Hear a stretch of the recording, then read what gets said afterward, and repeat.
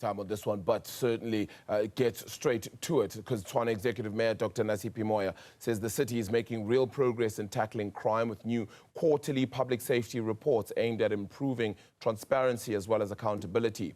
The first report, covering June to October this year, shows the Tshwane Metro Police conducted more than 1,100 operations, including 813 drunk driving arrests and responses to 200 land invasion incidents. Officers also demolished more than 2,300 illegal structures and carried out 57 cable theft operations targeting infrastructure syndicates. My colleague Iman Rappetti is joined by the Executive Mayor. Iman, it's over to you. Good morning, Arabile. And our viewers will know that we've spent, I think, quite a few weeks now here in the city of Tshwane. We've showcased various aspects, talking to people, especially when we do our newspaper run. And so I thought it was appropriate at this point, based on the report that was shared yesterday by the Executive Mayor, to actually grab her out of office and have a conversation with her directly on the streets of Tshwane. Behind us is Tshwane House, and this is where the business of council actually gets done and how it gets executed on the streets of this municipality. So good morning, Executive Mayor. Lovely to have you with us. Good morning, and thank you for having me. This is exciting. Yeah. Have you got flat shoes on? Wonderful. Yes. We've got great shoes. Okay, so I want to talk about your first ever quarterly public safety briefing, right? So you've made some new commitments there. You've also shared some statistics on how well your enforcement and accountability mechanisms have been working.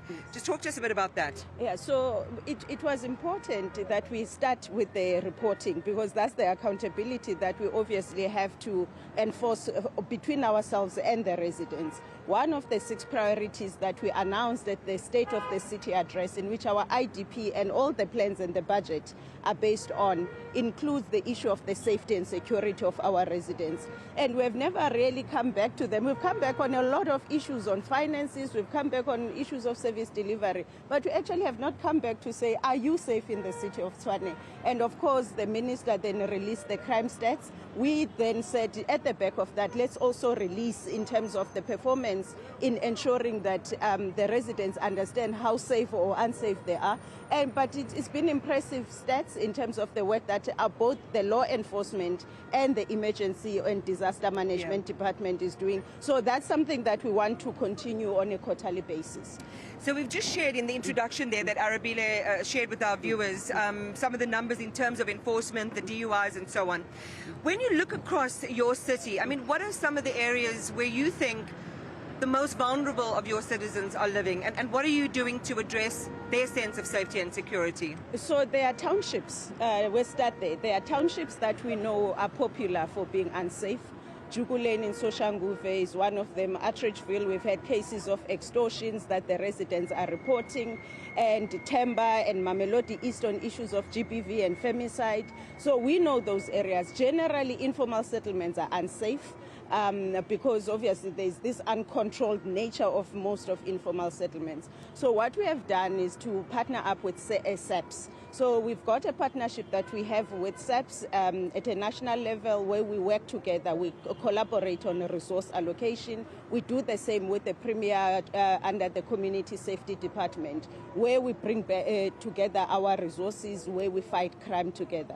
But on the side of the city of Tshwane, we are enforcing our specialized units, whether it's the social crime prevention, whether it's the drug unit, the bylaw enforcement unit. That's what we are doing. Of course, we are still lacking on the issue of visibility, especially when you go to the townships. You only see our guys on the arterial roads more than you see them within the communities. But that's the work that we are doing with SAPS, and also just being proactive in terms of going where you know that there are problems, to do bylaw enforcement and bring other departments as well. So those are some of the initiatives that we've been focusing on. If we just have to go on your social media, you seem to be someone that is out there. And you're visible and on the ground, and you're managing, I mean, important things like even the demolishing of structures that shouldn't be there. You're managing big things like cable theft. Just give us a view of your own ops room. I mean, I want to call it a war room, but it's perhaps not quite like that. Yeah. How are you managing to get all of these aspects of enforcement together to work to serve this agenda that you have? So we actually have a war room every Friday at 7:30 in the morning. We meet all the departments. What we don't want is to isolate law enforcement from other service delivery matters. You can say you want visibility of policing, but if the street lights are off, you're not helping them, for instance. So we've got a war room where we do basically integrate our plans, and every week we track the work we've done the previous week, and we plan for the week ahead. But normally the operations that you see, it's basically me standing in front of an establishment and calling TMPD to say, come and join me. Because what we've realized, the moment you plan for law enforcement, you then get leaks, people running away. And sometimes the planning just takes too long for a person like me. But so one thing that we've been trying to do is to integrate our planning with other departments, but also the integration with other state entities is quite difficult. Sometimes you don't get Home Affairs, sometimes you don't get SEPs, you don't get SARS to come and check for illicit goods, for instance. But we continue to nurture those relationships. But on a daily basis, I look on Twitter, I look on Facebook and see what our residents are saying are their pressure points, whether it's the water that is not there or electricity. And most of them, they would give me this information. We saw you do this at this brothel, there's another brothel here, why don't you go there? So there's a lot of feedback that I use from the residents. Let's walk a little bit more. Actually, we can't. Sorry. Actually, let me bring it over this way. Join me, Mayor, on this side. So I think there was a lot of, I want to say, hilarity when you went to shut down that other brothel and you were reading that menu, and some people were like, oh, I think even yourself, you were like, oh. I went too far.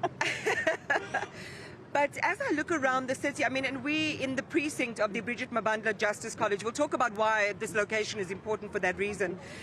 But the issues that most municipalities have is that once thriving CBD, central business districts, have been left to rack and ruin, and buildings have been hijacked. You've also been trying to correct that situation. So give us an audit update on the number of hijacked buildings in your city and how many you've managed to reclaim or get some accountability around. So in January, we started this Reclaim Our City program.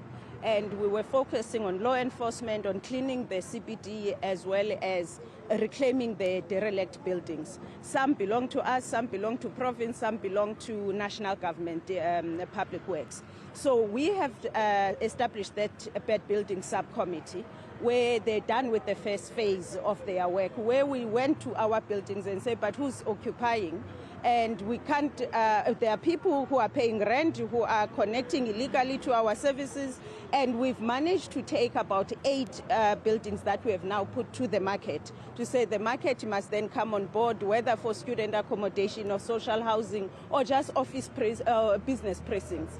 But when you go to Pretoria West, there was a decisive action we needed to take, because we needed to basically send a message, because there was a lot of crime generation as well. So we decided we're not only going to take what belongs to the city, but also just demolish. And so when we give it to the next developer, there's no one who's claiming that this is my building.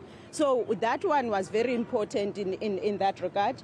But when you look at showgrounds, for instance, it wasn't occupied. We're putting it to the private sector as well. So there's a lot of work. But when you come in at night here, so during the day, of course, it's a CBD. It's thriving. There's informal traders. There's the taxi industry. There's a lot of things that are happening here. At night, we clean. So I think it was last week where we joined the teams that were cleaning at night. And what we want is that when you walk into our CBD in the morning, it must be fresh. There are areas where we still need to do more, especially the conversation we're having with the taxi industry, or where to hold the taxi holding facilities, so that you don't see them all over. They're only on designated spaces. You know, I've been doing journalism for a long time, and I remember the Pretoria Showgrounds was a hub for where we would do the election results. We do major events there, and there were, you know, agricultural events that were happening there. And it's been really sad to see that it's, you know, turned into a white elephant. When might that turnaround be complete and the Pretoria Showgrounds open for business again? So we've already put out to the market. So we're looking for someone who can give us a convention center concept, mixed development there, because we not only want to use it for tourism and MICE, but to link it to the fresh produce market for the agriculture and agro-processing guys, for the informal traders that we are placing at Pretoria with the manufacturing guys. So there's a precinct concept that we have for Pretoria West, and Showgrounds must give us that. So the tender, I think, is closing in a month or two. Once then the winning bidder comes in, we need to put them on very strong terms so that they can start with the work as soon as possible. By the way, when I came to Tshwane for the first time, that was where I was going, to the showgrounds, to see it now. I mean, it's just, people just moved out and nothing happened, and it's quite sad, because that's how we spend. We waste people's resources. That's people's resources right there. I've got two quick things, and I want to end, because Bridget Mabandla Justice College is just over there, and I'll end with that question. But how would you, if you had to describe yourself in this moment as somebody who's now taken over, we know there's a lot of political contestation, there's criticisms of the way that you're running the city, and so we're aware of that picture. How do you describe what you've been able to do in the city of Tshwane so far? I think the opportunity that I have, personally, I made sure that I show up every day for the residents of Tshwane. I don't have many rules on how to serve them. I just go to the basics. What is it that they need? And I make sure that I use the position and the influence to make sure that the departments deliver on the mandate of the municipality. Yeah. We hold people accountable when they don't perform. But also we share good news. You know, in our space, it's easy to get residents to be disillusioned, because it looks like it's all doom and gloom. So that even when we buy 2 jet patchers, which should not matter that much, that we share with the residents that there's something new on our asset register. So I also am a very optimistic person. So I just show up and do the best that we can, and report when there are bad things that are happening. We don't shy away from those. But when there are good things that are happening in our city, we do want to share that with the residents as well. So I don't know if you, final question, Mayor, I don't know if you've been watching the Madlanga Commission of Inquiry hearings. And a lot of it talks about alleged municipal rot, a lack of accountability, a lack of oversight. You saw the city manager there taking some heat. What lessons are you taking out of the Madlanga Commission for your administration? You know, every time I watch Madlanga Commission and they're talking about TMPD, the Metro Police Departments, and then the accounting officer, I thought, you know, we're going to need a commission for local government. If you are looking at the amount that is wasted on assets under construction, on UIFWFs, basically the wasteful expenditure. If you're looking in communities, in all municipalities, and you find projects that were started but not completed, the amount of bad decisions that were taken by senior managers, the lack of accountability, it shows why our progress has been so minimal as the country, because the sphere that is supposed to be delivering has just been turned into a mafia state. That's how municipalities are. It's a mafia state where you have senior officials getting away with such things and not having much accountability that you see. So for me, it's just, I think it's a reminder. We've had it at state capture. If this is not the final reminder that we have as a country, as us who are people who are in positions of power and influence, and do something about it, that it doesn't repeat. And Tshwane is one of those cases, by the way. I mean, this city was on its knees. Imagine collapsing a city that's responsible for over 4 million people, and the impact that is felt by communities. And the people ask, so what's going to happen to those people? And that's what we are working on, to hold people accountable. Someone squeezed in a quick question. The Women's Museum, very quickly, when is it going to be open to the public? I'm not sure, because it's the provincial government. Okay. We are still contesting the issues of occupational certificate here. Okay. Listen, I've got to let you go back to work, but thank you for stopping by and talking to us. Really do appreciate it.